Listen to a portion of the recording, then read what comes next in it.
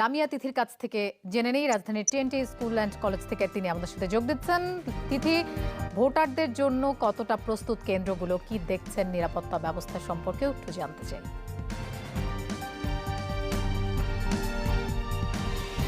আমি বর্তমানে আছি রাজধানী উচ্চ বিদ্যালয় যে স্কুল অ্যান্ড কলেজটি রয়েছে। এখানে কিন্তু আমি যদি একটু দেখাতে চাই যে এখানকার কিন্তু যে শেষ মুহূর্তের ভোটারদের যে কাঙ্ক্ষিত যে ভোটদানের যে কক্ষটি সেটি কিন্তু এখন প্রস্তুত করছেন।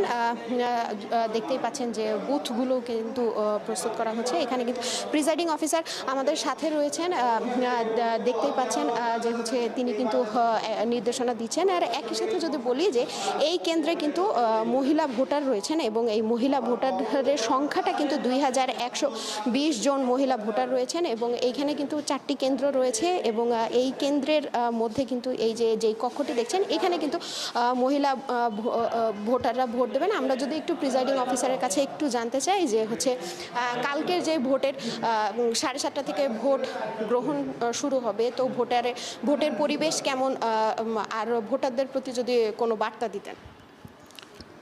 আসলে ভোটের পরিবেশ কেমন, আমি তো আমার কক্ষের মধ্যে আছি, আমি তো আসলে বাইরের সাথে আমার কোনো কানেকশন নেই। তো এইখানে আমি এতটুকু বলতে পারি, আমার কেন্দ্র সম্পর্কে আপনাকে ধারণা দিই। এটা মহিলা কেন্দ্র 1 এবং এখানে ভোটার সংখ্যা হচ্ছে 2120 জন। আর আমার কেন্দ্রে বুথ আছে 4টা। আমরা প্রত্যেকটা কেন্দ্রে 2টা করে গোপন কক্ষ তৈরি করছি যাতে স্মুথলি তাড়াতাড়ি ভোট কাজটা আমরা সম্পাদন করতে পারি। ধন্যবাদ। লোপা, যেমনটি শুনছিলেন যে 2120 জন মহিলা ভোটার রয়েছে, ঠিক তেমনি কিন্তু এই বিল্ডিংয়ের পাশেই কিন্তু আরও পার্শ্ববর্তী একটি বিল্ডিং রয়েছে। সেখানে কিন্তু পুরুষদের জন্য যেই ভোট কক্ষ রয়েছে সেটি কিন্তু পুরুষদের জন্য পুরুষ ভোটারদের জন্য কিন্তু বুঝতে পেরেছি তিথি, মোটামুটি সব রকম প্রস্তুতি নেওয়া হয়ে গেছে।